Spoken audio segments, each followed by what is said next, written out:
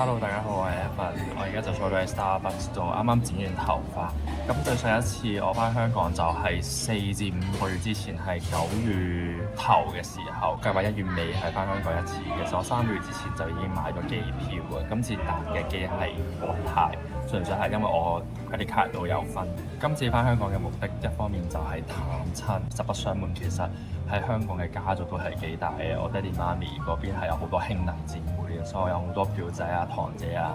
咁尤其是係新年大時大節，另一方面就係人在異地，差唔多隔一段時間，你嘅思鄉情緒就會突然間湧現爆發出嚟。我嚟講嘅話，我差唔多半年就會突然之間頂唔順，就會想翻香港行下。而家距離我翻香港都仲有4日嘅時間，我都係為咗新年嘅時候有個四四正正嘅樣，咁所以啱啱都剪咗頭髮，揾咗一間附近嘅 Starbucks 度坐下。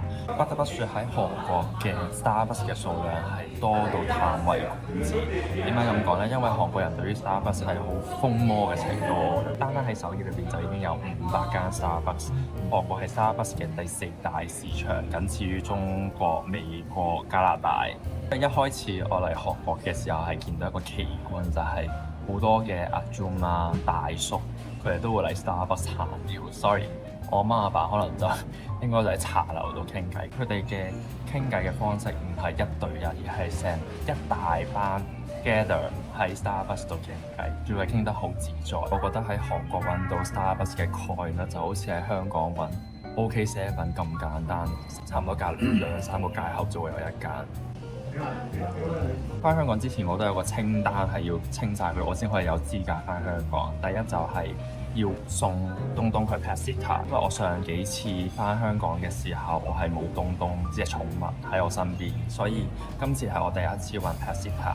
第二就係我要去 Olive Young 度買一啲手信，通常就係買啲消耗品。我屋企嘅空間環境都唔係特別大啊，我屋企人就好驚有啲嘢堆埋喺屋企。曾經我都試過買韓國零食俾佢哋食嘅，殊不知我屋企人嘅口味真係好唔好甜嘢，所以最撚尾係俾屋企人鬧咗一餐。之後我就醒啦，就係要買護膚品，尤其是我爹哋媽咪佢哋好鍾情於韓國嘅護膚品。最後就係要執啲同埋整理屋企啊。如果我喺香港翻韓國嘅時候發現屋企勁亂嘅話，我係會儲底嗰啲。keep 嘅話我就真係隨心嘅，我冇話係需要 list 晒我要帶啲乜嘢翻去，因為畢竟喺香港好多嘢都買到，同埋我都好需要喺香港運啲嘢嚟韓國。之後我就可以拍多套片同大家講下我喺香港帶咗啲乜嘢翻韓國。不過我哋之後再講。但係我翻香港之前最後1個星期又係韓國，所以我要捉緊時間，但係諗下究竟我屋企人想要啲乜嘢，所以買手信係真係一個難題嚟嘅，又唔可以令到佢哋唔開心，但係一方面又唔想即係使太多錢。我都預計未來2日會好忙咁樣清潔屋企，打掂晒所有嘢，我先可以安心翻香港。點解我會心囉亂？唔記得同大家講就係我上屋企有個新嘅成員，就係我侄仔，所以買啲手信俾侄仔都係我嘅首要任務。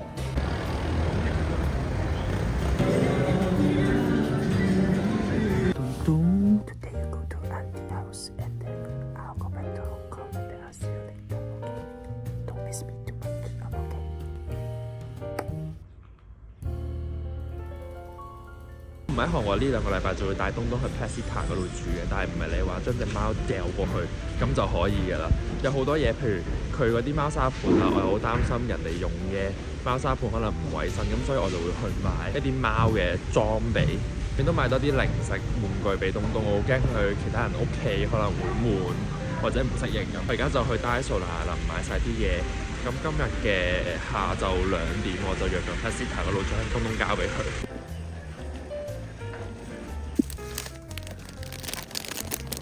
我揾到貓砂盤，同埋呢度啲貓砂盤都唔係好貴，去5000，即係30蚊左右，好平好平。咁我買完就可以功成身退。我買咗啲魚啊、老鼠仔啊、貓糧。我就準備好2大袋嘅，呢一袋就係佢啲糧。咁我都帶多咗少少，因為我驚佢唔夠食，同埋佢係一個冇乜節制嘅一隻貓，所以我會叫 Pet Sitter 佢可能俾少啲嘢食佢。但係始終都係驚佢食唔夠，所以我就帶多咗少少。咁呢度就係一啲玩具啦，齊晒，有新嘅舊嘅都有嘅。個貓盤都我自己提供埋俾佢，我好怕佢用其他人俾嘅貓盤。2大袋我就出發搭的士去。東東嚟我屋企咧，頭3次入呢個籠咧係好開心嘅，但每一次入呢個籠佢都會發現要出街啦，佢就唔太中意，所以佢就匿埋咗喺度。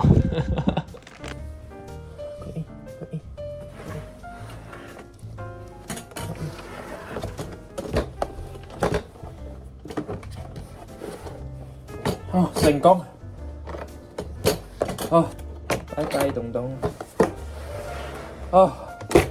終於成功將佢放入嚟啦！我而家就啱啱 call 咗的士，就會直接喺我樓下度接我去 Pet-Sitter 屋企。要帶嘅嘢加埋東東都有3袋。我屋企距離 Pet-Sitter 嘅路程其實唔遠嘅，3個火車站左右。上咗的士，咁點解搭的士咧？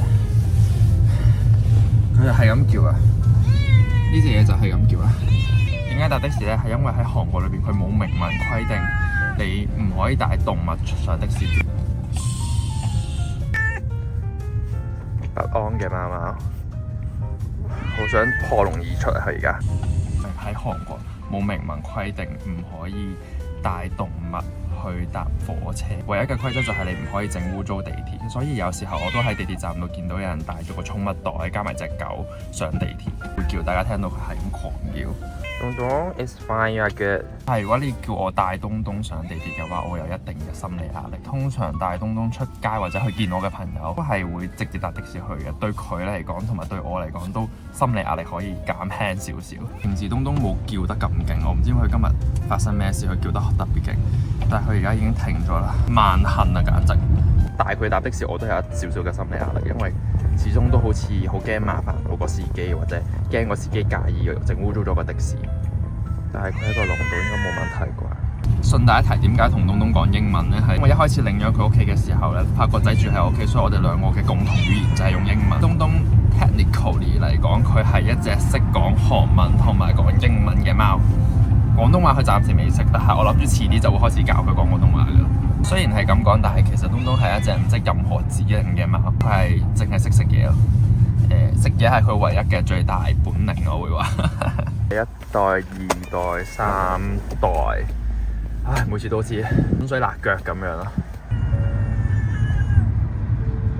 我而家就到咗 Modern House， 因為我屋企有個新嘅成員，即係 BB 仔啦，係我侄仔，今年未夠1歲，所以我要幫佢買一啲 BB 嘅用品。呢度全部都係 BB 嘅區域，都真係應有盡有。呢度有啲好可愛嘅玩具咯。但實際功用又係咪好多咧？又唔係嘅，只不過係可以俾下啲 BB 體驗下切蛋糕咁樣。佢用嘅配色都幾特別，即係你會見到佢係淺色系啲嘅。呢度有淺色系啦，同埋都有啲 classic 啲嘅。而家喺飛之前嘅前一晚，我仲整緊片，希望我搭飛機一落機就可以出到片。Hello， 而家係下晝2點半，咁我今晚嘅機係7點半，預3個鐘之前去到機場嘅話，咁我就剩翻最後2個鐘去執篋。我而家係未執篋嘅，因為我每次離開韓國都有好多冧冧深深嘅做。我有強迫症，所以有好多嘢我係需要清潔完之後 make sure 我間屋香港翻韓國嘅時候係好似 hotel 咁樣咁整齊，咁我先會覺得唔會燥底。而家先啱啱開始執篋，就諗住極速2個鐘內將所有嘢 pack 好晒，然之後就一次過帶翻晒香港。呢袋咧就係我買翻嚟俾屋企人嘅手信。咁我都冇一個 list 話我要剔，然之後帶晒啲所有嘢我先可以翻香港，咁我先安心，冇呢樣嘢嘅。大概飛咗2-3次之後，你會發現有啲嘢係必需品，有啲嘢係翻香港就可以買到。我之前都有思考過，點解有啲人係需要 pack 好多嘢先可以飛一程，有啲人就可能攞個背囊就可以飛。我覺得係喺轉換另一個環境嘅過程，或者之後你有任何一樣嘢令到你唔舒服嘅話，你就需要去 pack 一啲嘢去解決佢。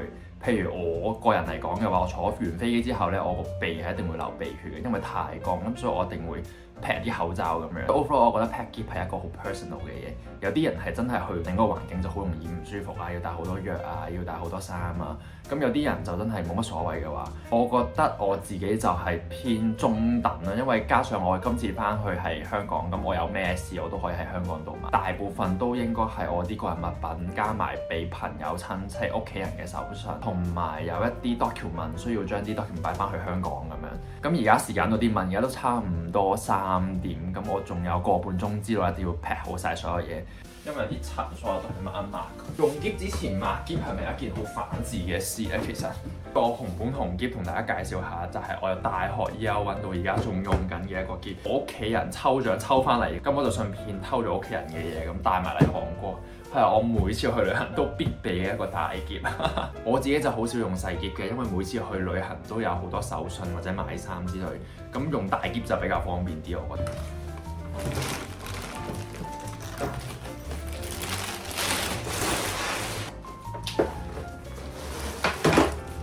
呢個篋平時我喺屋企嘅話，就要將啲雜物全部塞晒入去，所以我而家將啲雜物攞翻晒出嚟先。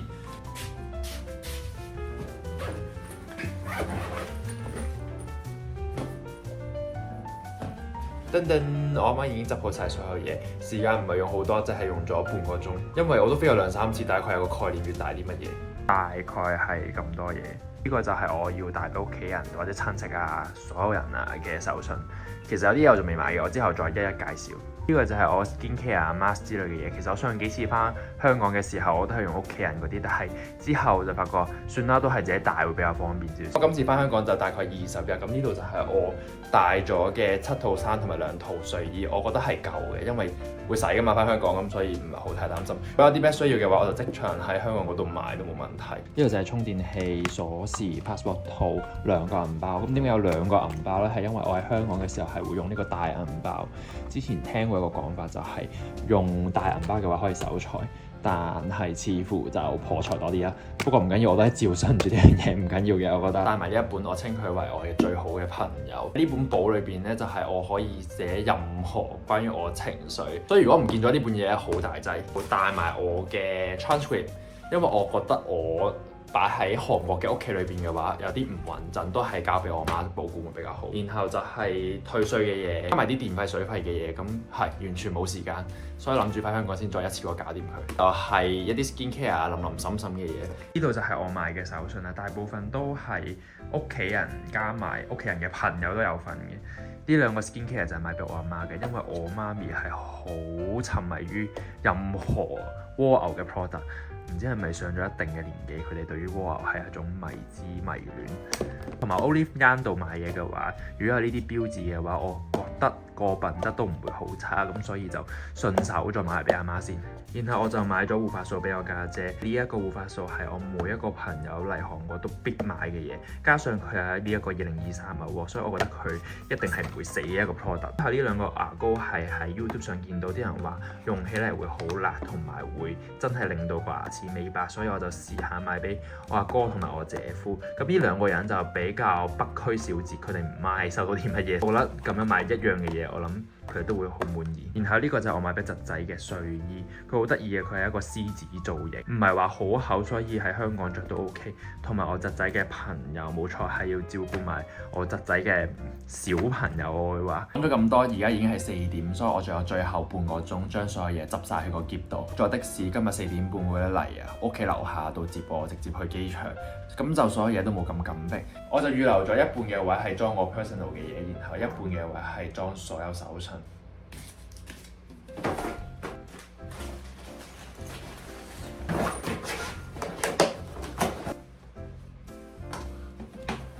好，準備出發。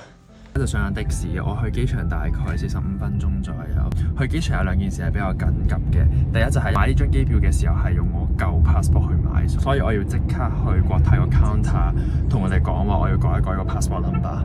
然後第2件事就係你有冇發現啱啱講嘅人物角色裏邊全部都係冇我爹哋嘅存在？冇錯，係因為我買手信嘅時候完全諗唔到買乜嘢俾佢。老豆算係一個無求無欲嘅人，你俾部 iPad 佢嘅話，佢就可以喺任何呢個世界嘅角落裏邊生存得好好。我真係完全諗唔到買啲乜嘢。最後我就 deadline 揮咗好耐，就諗住過咗關之後喺個免稅區度睇下有冇啲乜嘢啱去買埋啲朋友嘅屋企人。翻香港通常都會上朋友屋企，咁會見到埋朋友嘅爹哋媽咪，咁佢哋知道我去韓國嘅話，我就唔好意思唔帶啲手信俾佢，決定喺免稅區度買，係因為喺嗰度買嘅話就唔需要退稅交呢架路。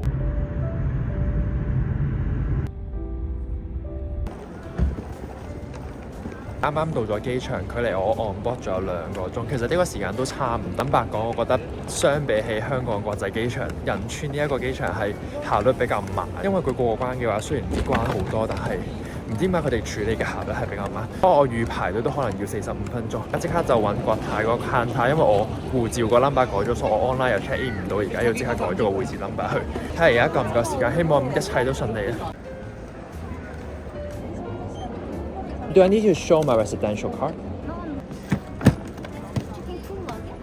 Just one luggage. You came Korea? Is this one? I used this one before. OK， 順利搞掂咗 passport 之後，我而家就即刻去過關，希望我夠時間退稅同埋買啲手信俾啲 auntie。順利過咗關，而家係喺免稅區。我而家嘅任務，我而家就係諗住買支水同埋買啲可能韓國嘅零食。好彩我係好迷戀機場嘅手推車，就算我冇行李，我都係有個袋，我都要攞架車，笑死！我而家就喺個機附近嗰度坐緊，仲有半個鐘左右就要上機。因為附近揾唔到水，所以我買咗支蜜桃茶同埋包。其實國泰佢係有飛機餐嘅，不過我真係實在太肚餓。如果你叫我等多2個鐘嘅話，我應該頂唔住食啲。我買咗3盒杜拜朱古力，係因為喺韓國呢度最近都好風魔呢一個杜拜朱古力。咁佢哋話好好味，我就諗住買3盒。邊個食先？就係我啲親戚食先。佢哋話好味嘅話，我再食。不過我唔建議大家嚟免稅店度買，因為我發現啲 sales 好狼死。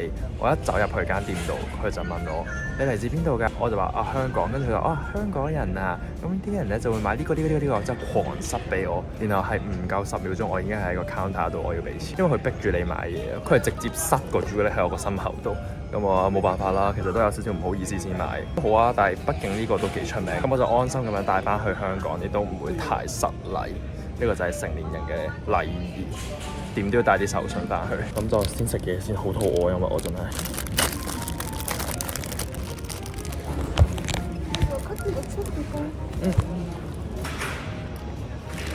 我計劃喺飛機上度剪片，希望我落機就可以即刻出到一套新嘅片。之前覺得自己好似真係 YouTuber 咁樣，但係其實咧我個 account 得88個 followers， 我都好開心啊！88個 followers。咁因為我係一個 nobody， 有88個人關注緊我嘅生活，我覺得係好神奇嘅一件事。等我先食完啲嘢，然之後再上機同大家講。因為搭飛機嘅時候咧，咪有個行李打嘢個喼喺上邊㗎嘛。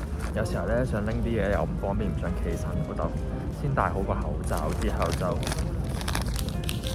將啲嘢分出嚟先。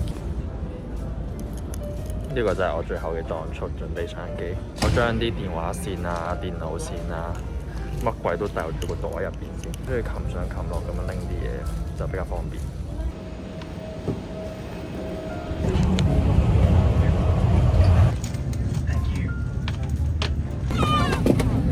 坐喺呢個位嘅第10分鐘，我已經想食嘅，因為後邊有個 BB 係咁狂嘈。最後就喺飛機上瘋狂剪片，希望落機即刻可以出到。